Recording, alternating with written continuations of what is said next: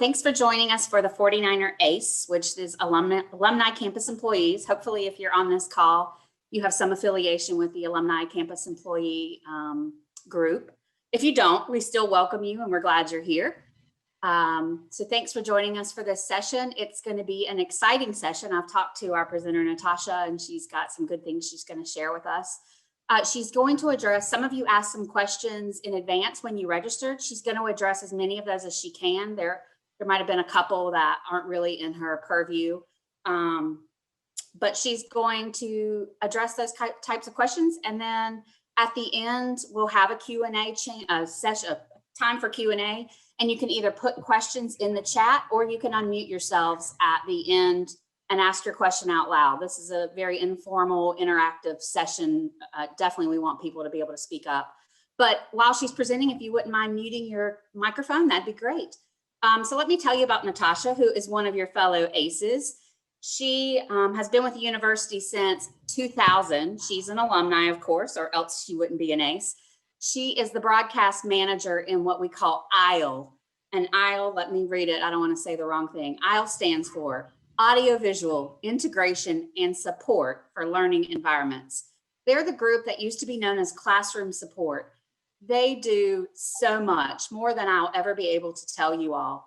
But what I can tell you specifically for me is Natasha is the master of all Zoom meetings for the provost. I work for the provost and Natasha runs my meetings perfectly and it's wonderful. So Natasha, I will turn it over to you and let you give us all of your wonderful knowledge. Thank you, Shannon. It's so good to see everybody today, and thank you so much for having me. And I love seeing the animals, especially, usually whenever I'm at home, my cat definitely is always in the conference with me. So yeah, show off your dogs, show off your cats, whatever you have. I love to see them. So to start us off, we're talking about making Zoom more engaging. So I have to start off by telling you a story. So I have two kids. They're now a sixth grader and a ninth grader. So last year, my sixth grader was her last year in elementary school, and I was in charge of their moving on ceremony. So I was already planning this big event, just like many of y'all probably plan events on campus, in which I was already deciding, how we were going to do the balloons, what food we were going to get, when were the students going to sing, how was the stage to be set up. That was the point that I was at whenever COVID happened. So then COVID happened. I'm like, we're good. This is just going to be a couple of weeks. We'll be back in school, then we'll be able to have this moving up ceremony. Well, as of today, that still has not happened. And so then I was talking to the school because I knew I could have the event via Zoom. That would have been easy for me to have it via Zoom. But I was like, no. I wanted the kids to be together. So we talked about having the event, doing one of those drive-throughs. We talked about waiting and doing it in August. We talked about, trying to get to a big location, a big field, and try to have social distancing. There was many things I brought up.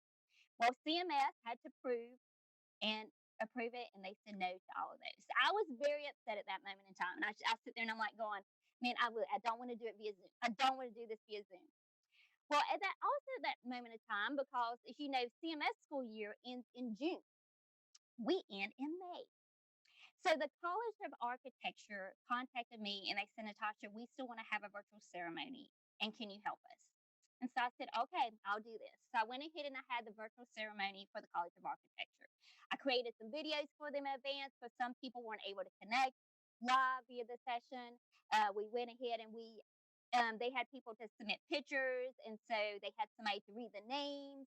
And the day I did the event, I remember we have a control room that's right around the corner. I was in the control room. I was the only person here because this was time in which we're really not supposed to be on campus. But I got special permission for me to be here to do this event.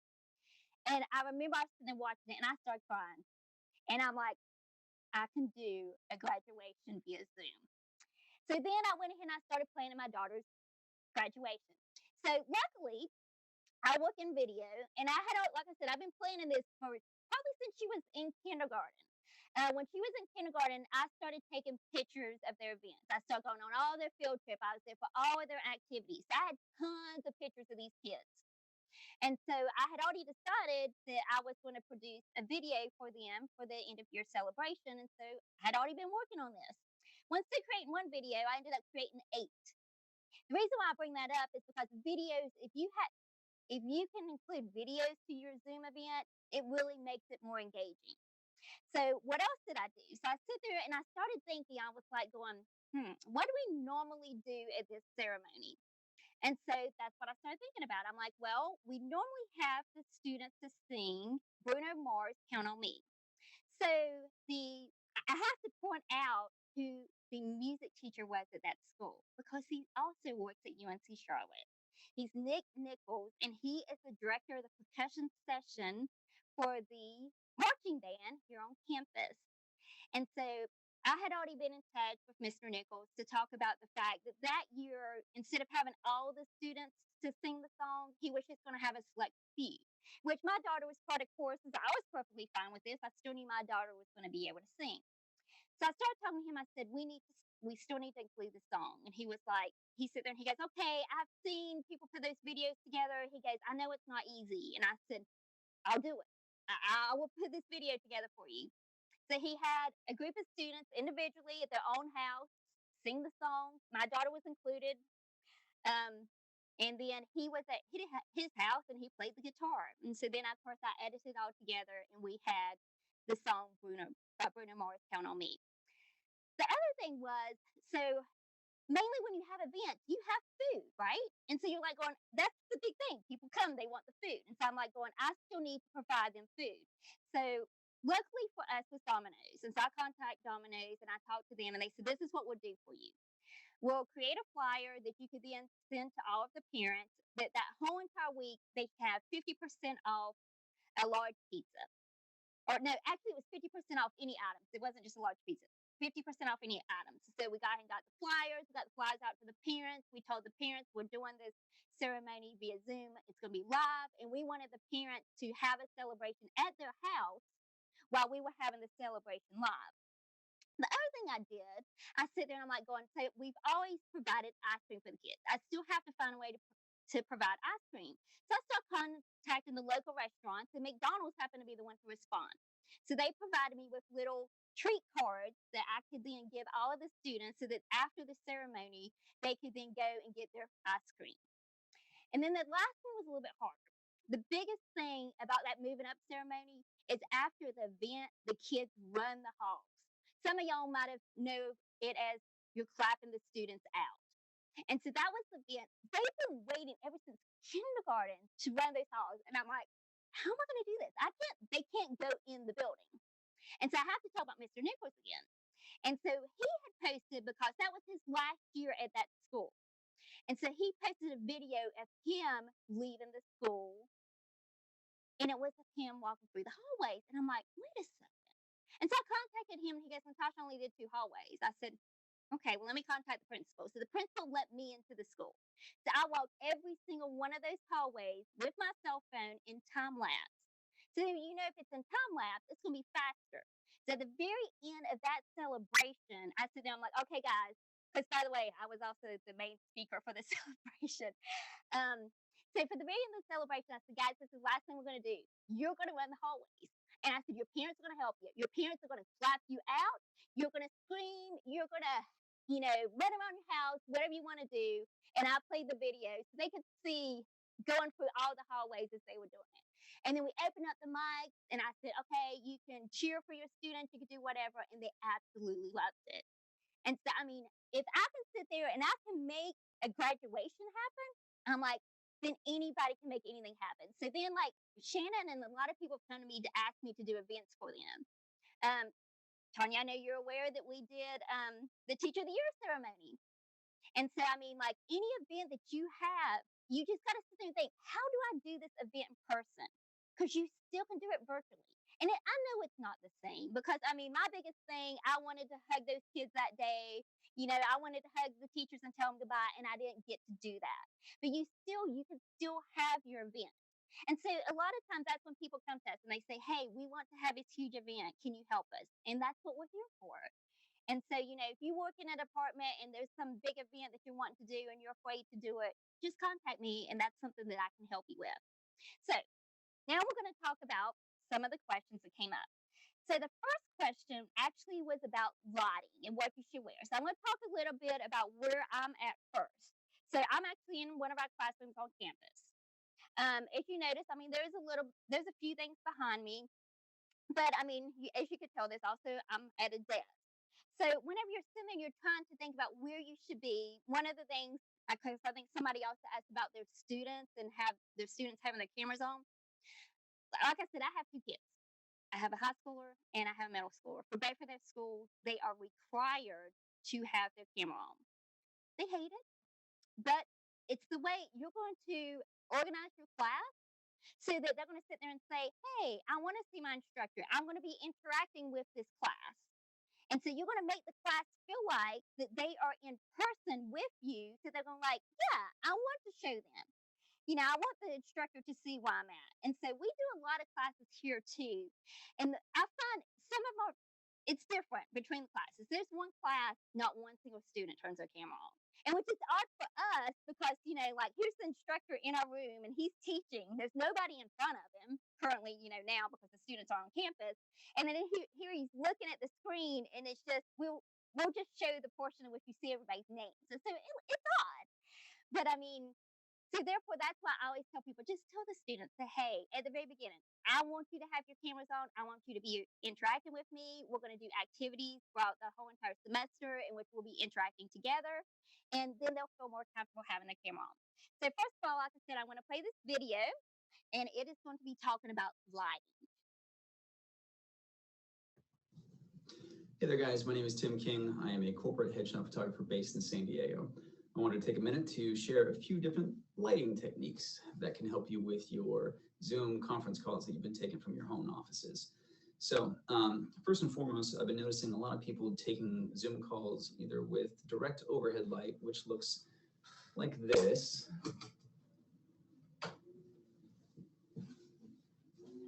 Not the most flattering. I'm in a shadow. The background's really bright.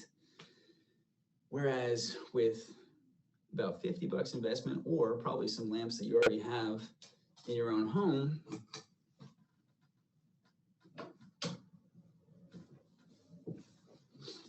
you can have soft and flattering light like this. So I'm going to turn my phone around so you can actually see what I'm talking about.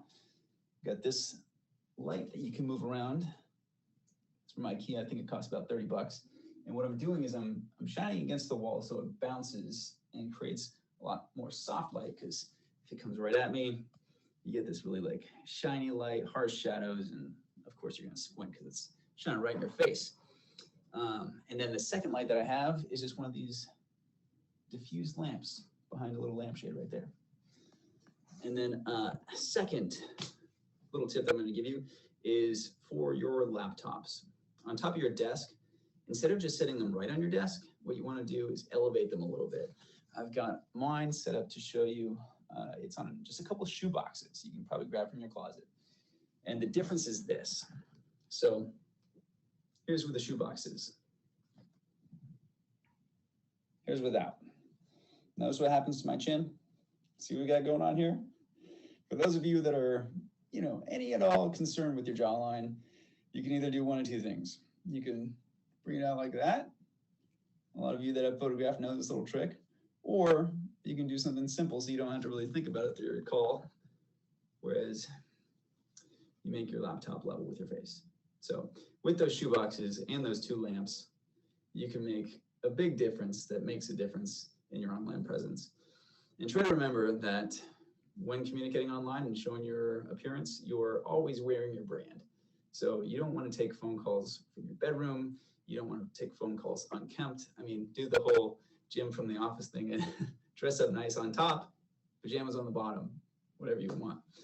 And then lastly, my last tip is to try to remember to look at the camera and not at the screen, because it looks a little distracting when you're looking at the screen and feels like the other person's not paying attention. But when looking at the camera, this takes a lot of getting used to. It feels much more engaging, especially those that are doing sales. Anyways, I hope these tips helped. If they did, I'd love it if you'd share this post. And if you'd like any more suggestions, feel free to direct message me. Here on LinkedIn, you probably see this post shared right from me. And on Instagram, you can find me at Tim King Photo. Thanks, guys. Hope your week is starting off well. Stay safe. Okay. So even in this room where I'm at right now, there's several lights that's on me. There's actually a total of 3 of them, but really you only need 2. You need a light to your left and a light to your right. And the funny thing is, right before COVID happened, I went to some expo and they had like a drawing and I actually got lights for video conferencing. It's 2 lights that I can put right beside my computer, and so I actually had them at home, and I used to put them right beside my computer for lighting for me. So, which I thought then COVID happened. I'm like, oh no, actually, I can actually use these. So yes, I mean the lighting it's very simple. I mean, like you said, you can get stuff, you could get a lamp or anything that you could put. Just have 2 of them and have them, lights that's coming towards you, and that helps you. And the other thing I'm glad that he brought up was the fact about moving your monitor because we've had conferences before in which we've had a main speaker and and her monitor, like you said, just looking up like this instead of her looking directly in the camera. And so shoe boxes, books, in which I'm sure many of you have books. You can just put books underneath it, raise it up some so that you're then at that eye level. So the next thing I want to talk about is some of the differences about what is a meeting and what is a webinar, because that's one of the questions that I get asked all the time. So a meeting is designed to be a collaborative event with all participants being able to share their screen, turn on the video and audio, and see who else is in the attendance. Webinars are designed so that the host and any designated panelists can share their video, audio, and screen. Webinars allow view-only attendees. The biggest difference here, we're in a meeting right now. So pretty soon you're gonna be communicating with me, just like at the very beginning, how you were sitting there talking to Shannon and everybody was communicating with each other. That's a meeting. A webinar it's a presentation. It's which you're sitting here and like you're showing a presentation to everybody and you're only allowing them to communicate via chat. So that's the 2 biggest differences there. The next thing is talking about waiting rooms or passcode. Now, I'll use waiting room, as you saw, I use waiting rooms. The reason why I use a waiting room is the reason why I'm going to tell you the advantage of it. The host can bring in all of the presenters and have a practice session with them before the event begins. So that's what we did today. So beforehand, while you're sitting in that waiting room, Shannon and me were talking. I was talking with Marcus, who's actually in my control room, and we were taking care of everything that took place before we actually started the event. You didn't have to sit here and watch me preparing for the event. Passcode. Now, an advantage for having a passcode is like as whenever you came in today, what did you do? You socialized with each other. And which that's good. A lot of times that's what you want your meeting to start. You want people to come in and just socialize, kind of make it feel like it's a real meeting. Because at a real meeting, what would you do? You would be in the conference room and you're just going to be sitting there talking to each other, or you may be sitting there having your breakfast, lunch, whatever. And so that's the difference between those 2. The next thing I want to talk about is games, in which many of you have probably already played games. You probably have already heard of these, so I'm just going to briefly talk about some of them. PowerPoint games. And so I believe Shannon's going to be sharing my slides afterwards, so you'll actually be able to click on these links and get to them. So this is an easy way. It's a PowerPoint template. You can add your questions and answers to it. Make it be like an interactive review session, and you can play with the students on Zoom. The instructions for editing it is actually going to be included in this template. So you could do review sessions. You could just play trivia. You can do anything fun with it. So that's one example. Next, many of you have probably heard of Kahoot and Quizzy. I know my kids. Like I said, a middle school and high schooler, they do it all the time in their school, and the kids absolutely love it. I'm going to briefly talk about categories because we're going to go back to that. The last one is a scavenger hunt. So I'm a Girl Scout leader. The one thing that my Girl Scouts love the most is whenever we do the scavenger hunt. And what I do, I'll sit there and I think about, okay, what do my Girl Scouts have? Okay, they have their vest. Maybe at the time, do they have cookies? What are we selling? What are we working on? What badges do they have? And so I'll come up with these items and say, okay, this is what I want you to go find. And whoever goes and finds it first, come and bring it back to it, show it to me. And then I have like a point system to say, whoever got the most items will be the winner. So the next thing I'm going to do, we're going to actually play the categories game. So if you give me just a second, because I need to bring it up. Okay, Marcus, I am ready. Okay, I'm sure many of you have played categories before. So the way categories work, our letter is the letter I. We have the different categories that you're going to see shortly, and you're going to have 2 minutes Within those 2 minutes, you're going to come up with whatever the category is, something that starts with the letter I. So is everybody ready to begin? Okay, here we go.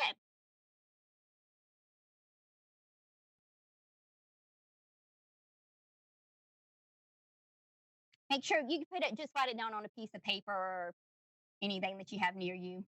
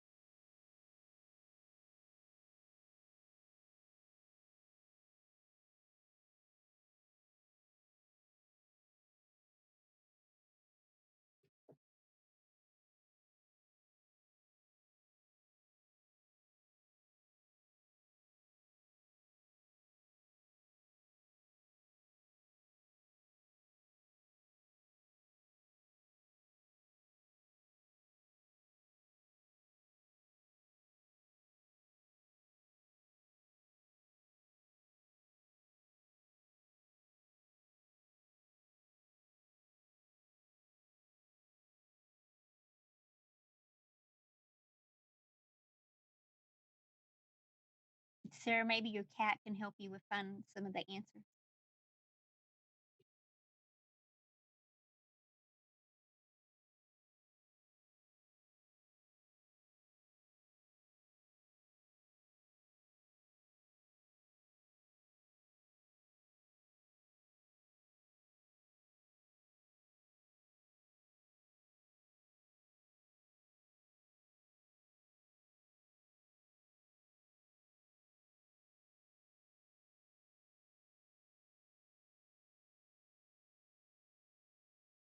Okay. So I know that one was a little bit hard. Did anybody come up with all 10 or actually all 11 of them? I know you didn't because I know there's no way I could come up with 11. So somebody, you could go ahead and unmute yourself and tell me how many you came up with if you felt like you came up with a good number. I was like Shannon. I only had 5. I did terrible. Okay, well, what's the 5 that you had? Did anybody have more than 5, by the way? Okay, you go ahead and tell me the. Oh, go ahead. Just say I got 6, but 2 of them were the same, so I don't know if that counts. That's perfectly fine. Do you want to tell us what your 6 were? Sure. For the first one, I don't remember what the categories were, but for the first one, I had iPod, things you plug in, I think it was. Mm-hmm. For diseases, I had influenza. That's a good one. I forgot what number 4 was, but I wrote down ice. Okay. And number 6, I had the internet. And that number 8, I had IKEA, and number 11, I had the internet. But I don't remember what the. And it's fine that you had 2 of the same. Does somebody else want to tell us what their results were? Most of mine were the same as Tanya's, to be honest with you. I put, for number 7, things in this room, I put icicles because I have little icicles hanging on my Christmas tree. And then for store, I put Ingles, not IKEA. But we had the same influenza. I put iPad, not iPod or iPhone or whatever the other one she said. But basically the same thing. And ice for the kitchen, influenza for the disease. Pretty close. Okay. So with that, so as you saw, I had one that generated itself, but you could go ahead with Google Slides and you could create your own, and it could be something related to what you're actually learning in class, or it could be for a special event. You know, I think a lot of people for Thanksgiving, they actually had Zoom meals instead of actually connecting, you know, going and being in person. So, I mean, you know, for special events and stuff like that, it's just an example of a game that you could play. So another question that came up was that people asked about polls. And so what I'm going to do, I'm going to play a video. Zoom, by the way, has a lot of awesome videos, training sessions for you to watch. And so I'm just going to play one of their videos to talk about polling.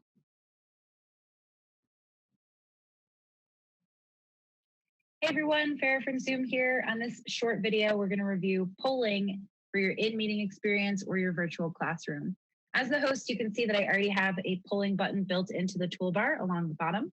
And when I click this, this will give me the ability to launch any polls that I've already set up between world history and US presidents in this example.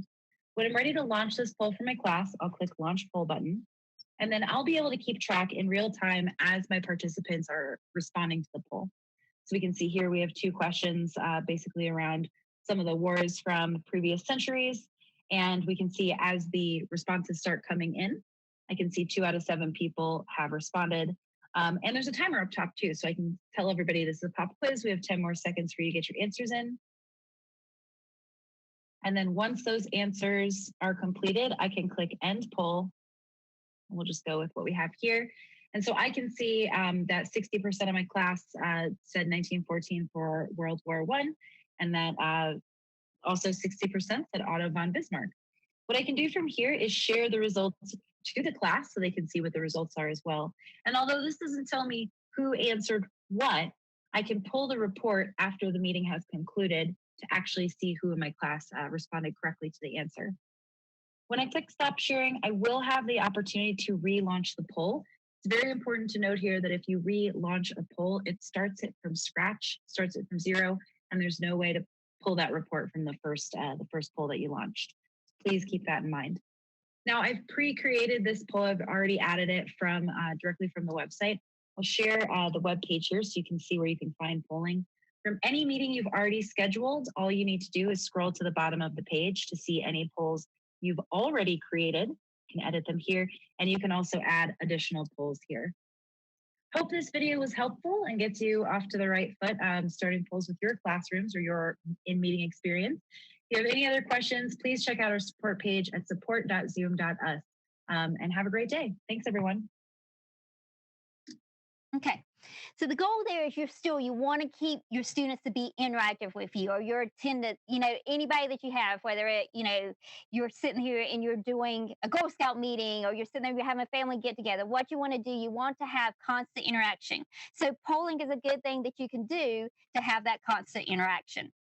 You also can have breakout rooms. A lot of the teachers who actually come and teach in our classes, they use breakout rooms a lot.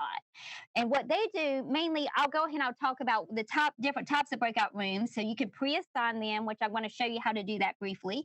You could do it automatically, you could do it manually, or you can let the participants choose their own room. Now, letting the participants choose their own room is new.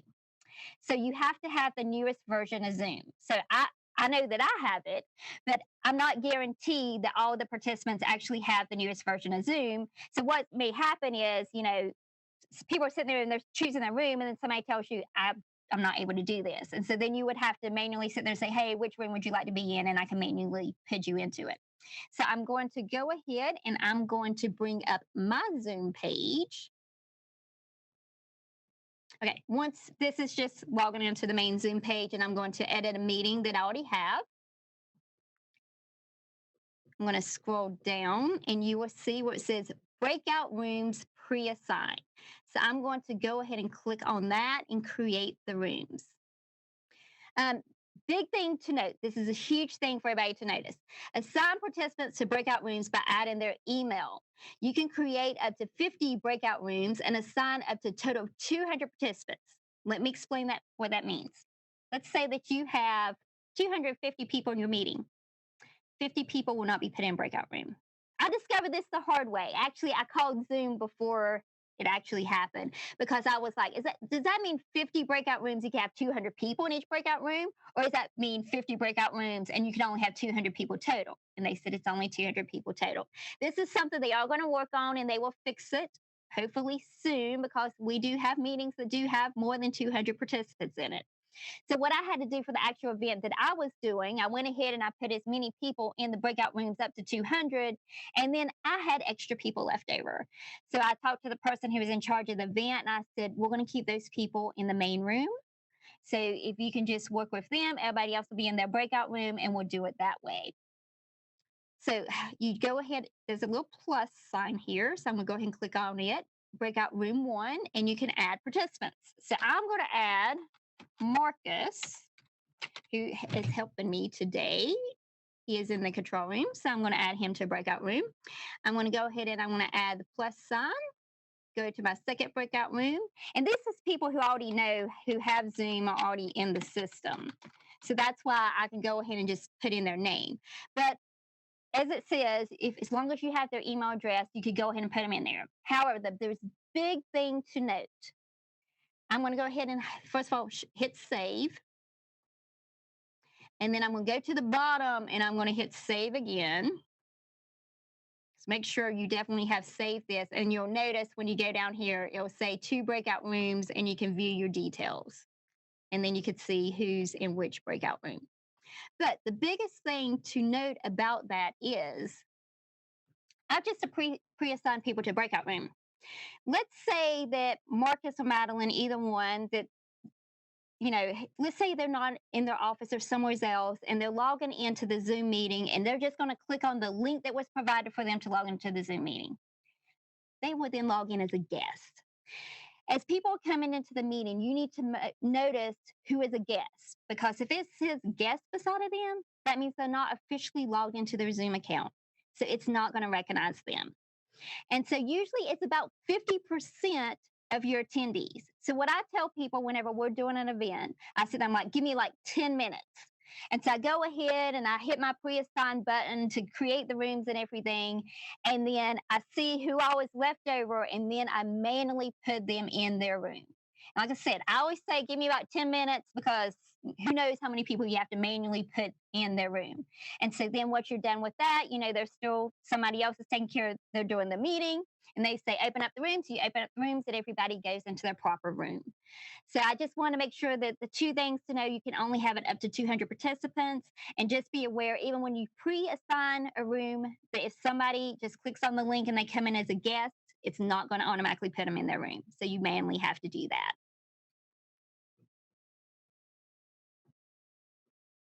So the next thing that just talking about next, going back to breakout rooms, automatically assigning breakout rooms is my personal favorite, though. It's the easiest thing to do. And a lot of times whenever you're doing that, like, you may sit there and say, hey, I need to have a leader for each one of these breakout rooms. And that's perfectly fine. You hit automatically and it puts everybody automatically in a room.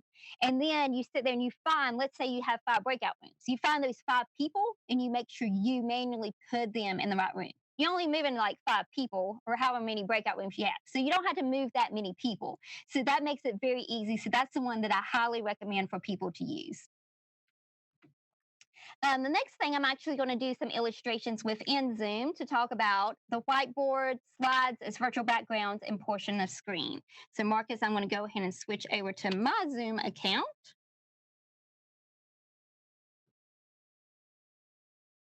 And I'm going to go ahead and I'm going to share, yes, thank you, Marcus. I'm going to share the whiteboard first. So with the whiteboard, one of the things in which I want to make sure, Marcus, can you show, whoops. Uh-oh. Hold on. Let's go back. It's going to something else that I was going to show later on. Let's go to the whiteboard. Okay. So Marcus, if you could show me. So many of you, and some of you may have it, the CTO has something called the classroom in a box. This is the best thing in the classroom in a box. It's a tablet. So with this tablet, you can use it with your whiteboard. And so it has a little pen that comes with it. And so you notice I already sit here and I wrote hello. You know, you could sit here, draw pictures, do a math problem. I'm still not the best. I would sit here and tell you to practice this. But practice with it. But I mean, this tablet makes it so much more easier, because all you have to do is sit here and you're writing on the tablet. And once you get used to using the tablet right, it makes it so much easier for you to actually use the whiteboard instead of sitting here like me with my mouse over here trying to write on the whiteboard. So I'm going to go ahead and let me clear all these drawings, because I want to talk about something else that's here too. Another thing that mainly a lot of people come and ask us about, which I know you can't see it. At the top, I have my menu, and at the menu, there's this button. It's a 3 little dots, and it says more, and it says disable annotation for others. So if I'm sitting here, and you know, and I'm oops, I think I clicked on something, so it's not actually writing right now. Here, let me switch it over here. Oops, no. Okay. So let's say that I'm sitting here and I'm writing on the board and somebody else goes and they start annotating on top of what I just did. You don't want that to happen. And so all you have to do is go in and disable it. And so they're not able to. But then there's other times in which you actually sit here and you might want somebody to come in here. Oops. It's not acting properly with me right now. See, like Missy's sitting there, she's adding hearts. You know, like I said, here I'm writing with my actual mouse instead of actually writing here. But you may want to have people in that, and that's still, like I said, I need to practice some more using the tablet myself. So definitely practice using the tablet. But I mean, you may want people to interact with you. You may want to play a game with them. You may want to sit there and say, hey, let's play Pictionary. You may sit here and want to write a math. You're writing out a math problem. You may want somebody else to solve it. You know, there's many times in which you can use it and you want people to interact, but you have the ability in which you can turn it on and off so that people will not always have to be writing on top of this stuff, annotating on top of what you're doing. So the next thing that I'm going to bring up is something that a lot of people may not know about. Marcus, if you could actually show, yeah, thank you. Up here, when you're sharing a screen, there's an advanced section. Within this advanced section, we're going to talk about two things that's here. The first one is PowerPoint as a virtual background. I'm going to click on it and I'm going to hit share. I'm going to go down and I'm going to find the slides that we were looking at earlier. And then I'm going to turn on this camera over here. And there I am. I'm on top of my slides. So I can sit here and I can make myself really big or I can make myself really small. But this gives you a chance in which, I mean, I know like whenever I'm sharing my screen, you can also see the video of me. But I mean, here you can actually sit here and you can put yourself on top of the slides. We had somebody to do it recently for one of, I think we did it for Belk College of Business. Economic Firstcast is coming up. But anyway, it was something similar to that in which the person had his slides. And so then he was in the corner. So it's something that you definitely want to play with beforehand because you want to make sure that you're not on top of text or pictures or anything that you need in your slides, but that's an option that you have. So I'm going to go ahead and stop sharing that. The next one is, which I briefly showed it before I go, it's called portion of your screen. So, Marcus, if you want to show instead of showing me, yeah. Okay. As you can see in the video part, you can see that there's this green box. And what I'm doing is I'm moving around the green box to just show what I want to show you. And so you can sit here and you can make the box smaller. You can make the box bigger. You know, whatever you want to do. And for which this is good because I mean, there might be times in which you have something in your PowerPoint that you're like going, you know, here's a graph or here's a picture of something, and I just want to show just this one part of it. I don't want to show the whole entire screen at this moment in time. I just want the students to see maybe it's a web page that you're on and you're like going, hey, look, this is where you submit your, you know, I know like I said, my students right now, they're even using Canvas. If you're illustrating something in Canvas, this is where the submit button is, or this is how you do this or that. You know, this is really great because you can sit here and you can highlight exactly what it is that you want to show them. So I'm going to go ahead and I'm going to stop sharing. And I'm going to turn off this second camera so you're not seeing me twice. So the main thing I want to talk about today is whenever you are doing an event or you're teaching a class or whatever it is that you're doing, just do it exactly the same that you would do it in person. Because I mean, when people say, how do I get my students to be engaged? How do you get them to be engaged in class? I mean, just think about what are the strategies that you use during class? And you can do the same thing here because I'm looking at you just like you're looking at me. I mean, physically, yeah, we're not in the same room, but we're together. And so anything that you do in the classroom, I mean, like if you sit there and you say, hey, I always divide my students up in groups, well, you're going to use a breakout room, you know, or you sit there and you say, so I have quizzes or something. I mean, there's always something in which you can do, in which you can have that interaction, and you can have it remotely just like you can have it in person. And I mean, I know we all want to get back to be in person because I love seeing people on campus too. But I mean, for now, just think about, be creative. And if there's any big events that you want to have and you want us to help them with you, we're here to help you out. So now I'm ready for Q&A. Natasha, there were a couple questions in the in the chat. By the way, thank you. That was great. I use you for all my events, but I've just learned so much stuff.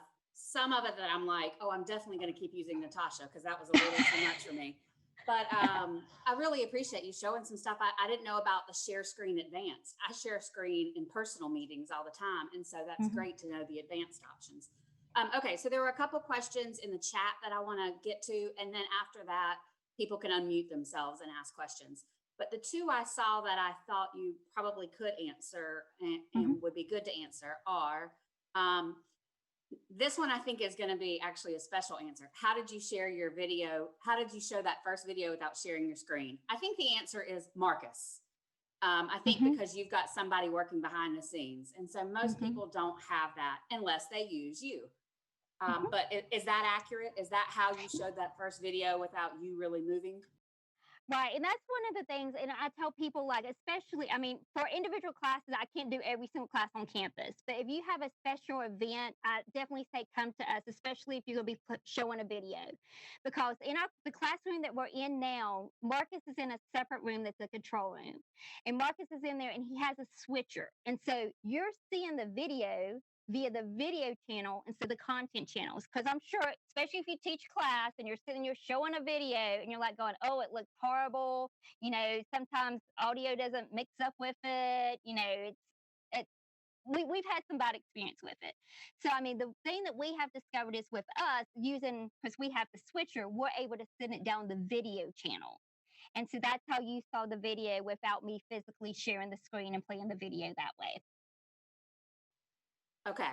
But in general, when people are doing their own things, there's no way around that. You're going to have to do the share screen and show the video. Right. And then I just say, make sure you have the best bandwidth that you possibly can whenever you're doing that. I mean, if you're at home, that's when I sit down, like going plug into the wall because you definitely want people to be able to see that video. And so you want to have the highest bandwidth that you possibly can have. Plug your computer into the wall and then I like cross your fingers and make sure and hope that the video is going to play well. Because that's the one thing, playing videos on the content channel. I mean, I'm very much aware. There's been times here in which this room's not available and I've been doing events from my office and the person says, hey, we're going to play a video. And I'm just sitting there going, please let it play, okay? And so far, I mean, it's been fine. But I mean, it's one of those things that I even worry about whenever I'm playing a video down the content channel. Okay, thanks. Yeah, I think we all live in a Zoom world where we just, every meeting we get on, we pray everything will go okay. Okay, the other question someone had, when you were doing the polls, do you know how to get the poll to record for students? And I'm not faculty, so Erin, you might have to unmute and say your question, but how can you get the poll to record for students who missed a synchronous class? So I guess when people are recording their meetings, it's not recording the polls that come up. I don't know. Yeah, I'm happy to clarify. I don't want to put the answers to the questions in the PDF because then students who join synchronous, they're like, I know the answer. I can see it in the PDF of the slides. But I started doing that because students who couldn't join live, I want them to have the recording. But the Zoom recording pretends like no Zoom poll existed. So like it doesn't show the question. When I share the results with students, that isn't included at all in the recording. So then students are confused if they watch the recording because they're like, you're talking about some Zoom poll that I don't see the question or the answers. Right. So, I mean, one of the things that you could do, because I know you're using Canvas with it, because you definitely don't want them to see the answer to as they're watching the video, you could actually have it be separate. You could be in Canvas and say, hey, if you are going to be watching the video instead of actually participating in person, then, you could have this poll separately inside Canvas so that they can then go to it and participate that way. So I think that would be the best way because, like you said, you also don't want them to see the answer. And so that way they still can participate in the poll like they will participate in the class in person. Does that help? Yeah, especially this time of semester, I'm realistic. I don't think students actually follow those directions and go in and do the poll, but giving them that option would be good. Thank you. Okay. Another question, Natasha, that just came through is how to have a virtual background like Erin. So can you walk people through how to first find their options for virtual backgrounds and how to, I know there's some UNC Charlotte ones out there and you have to upload them to your Zoom account, correct? Or are they automatically in your Zoom Right. account? And which I can't show you the illustration right now with me because you're going to see multiple screens if I try to show you how to do it. But I can actually walk you through it though, without Marcus showing my screen. So what you do, if you go to the bottom for your video, there should be an arrow button that goes up. And then you'll see where it says choose virtual background. You go to choose virtual background. Mine currently does not have any in it because I haven't put any in it. So the university has virtual backgrounds that you can get. And if you want me to, Shannon, I mean, I could maybe put it somewhere in the PowerPoint or something and send it to you so people can get to the virtual backgrounds. So once you bring up that screen, there's a plus button. And so you would want to, and sorry that I can't illustrate this, but you would see me multiple times if I did. You hit the plus button, you add an image, and then you would have to have that virtual background then saved somewhere on your computer. Yep, I see. Tanya's got it there. Saved on your computer, and then you would select that background. And then once it is saved onto your computer, then you just go in, like mine currently says none, but you would just go ahead and you would click on it, and then it would just show up behind you, just like Tanya's just showed up behind her. So it's very simple. And like I said, the university has already created some. And so that's something that we could actually go ahead and send to you. And just be aware, not all computers have the proper graphics card for you to use a virtual background. If you don't have a good graphics card, you're going to know right away because you're going to sit there and you're going to see it go across your face. You're going to see it flickering and everything like that. So mainly whenever the virtual backgrounds don't work, it's usually because of the graphics card that's actually in your computer. Another thing that I think is funny, so like if I was to have the virtual background with me right now, because you notice I have green behind me, you would actually see like whatever the image is, like it will look like it's wallpaper behind me because we did some of the town halls this past summer, and one person every single time, because his background actually happened to be blue because blue and green are the two key in colors, and his background was blue, and so it made it look like he had like the UNC Charlotte logo as wallpaper in his room. It was actually pretty cool to look at, but I mean, just be aware that stuff like that can happen too. And that brings up a point that we've noticed in a lot of our events. If you wear the wrong thing and use a virtual background, you look weird. Virtual backgrounds aren't always great, in my opinion, because sometimes your head moves weird and your hair disappears, and then also I guess it's what you wear. It's not the lighting. But is there anything you want to say about if you are using a virtual background, what the best steps are for what you wear and all that? Right. So definitely don't wear, like, I believe even the shade of blue I have on today, it may actually key on top of me. So blues and greens are the two things in which that's the two keying colors that we have. And it's funny right now, and I was telling Shannon this later on today, we're doing something for the history department. We're creating promotional videos for them. So actually in the room that I'm currently in, there's a green screen set up right beside where I'm looking at you guys at. So the green screen right now, and it's not like UNC Charlotte color green. It's like kind of more like a bright greenish, limeish color. But yeah, so if you wear anything that's green or if you're wearing a blue, then it could sit there and the image could appear on you. Like we had somebody before in which they had on a UNC Charlotte shirt because of course you're doing an event, you want to wear your UNC Charlotte attire. And it actually happened, you could see it on their shirt.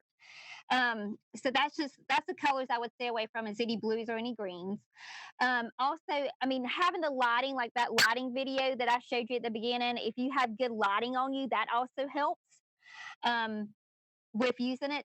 But just be aware that there's times in which you can move around. I use a virtual background all the time when I'm in my office. The reason why I use it is because in my office, like there's a bookshelf that's behind me, but that bookshelf has a lot of pictures of my kids. It has a lot of pictures of my coworkers' kids, and there's lots of pictures of kids on that bookshelf. And depending on what type of meeting I'm in, especially like let's say there's students or people UNC Charlotte related, I don't want them to be sitting there looking at all these pictures of my kids behind me. And so I always use the virtual background.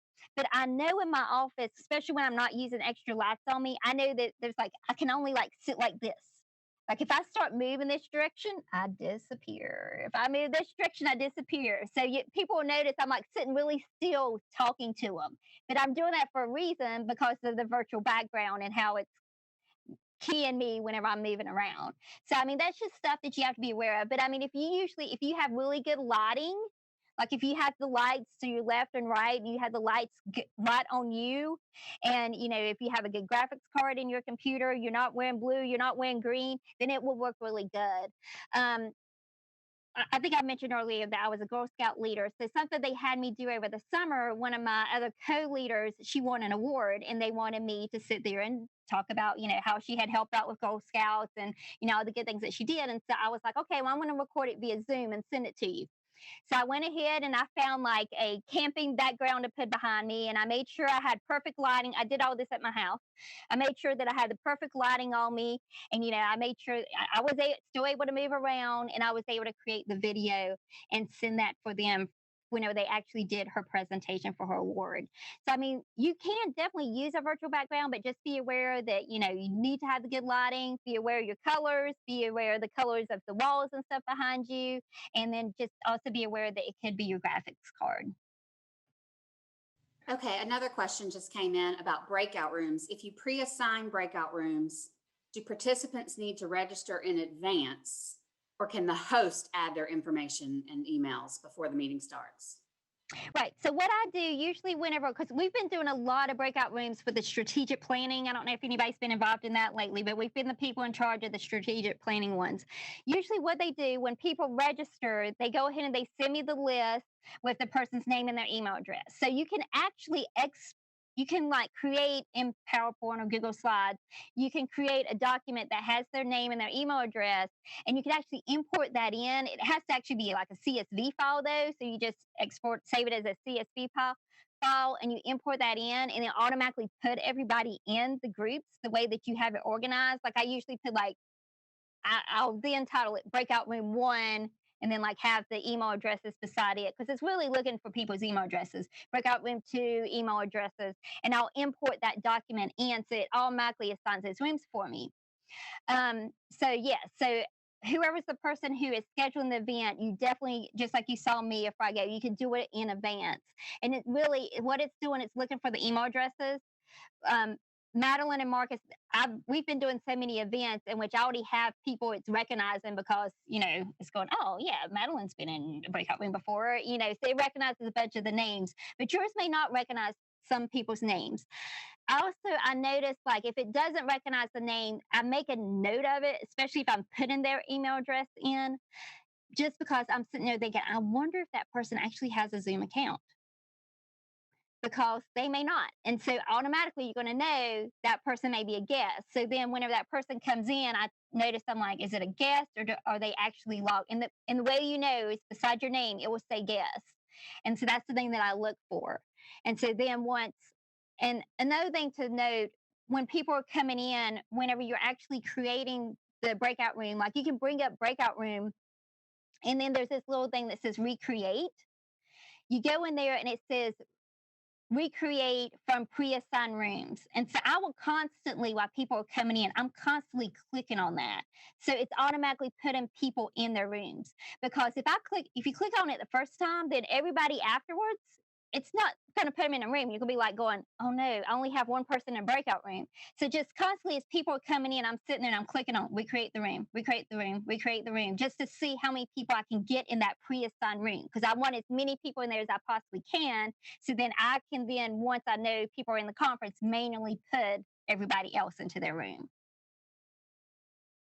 Thanks. I think to fully answer Ellie's question, Ellie, I don't think they have to register. You can manually enter their email address if you have them.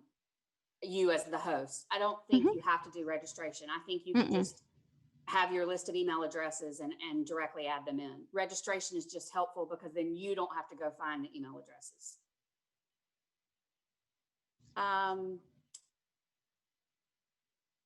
Kevin, if you have a co-host, can you keep the co-host from being sent automatically to a breakout room?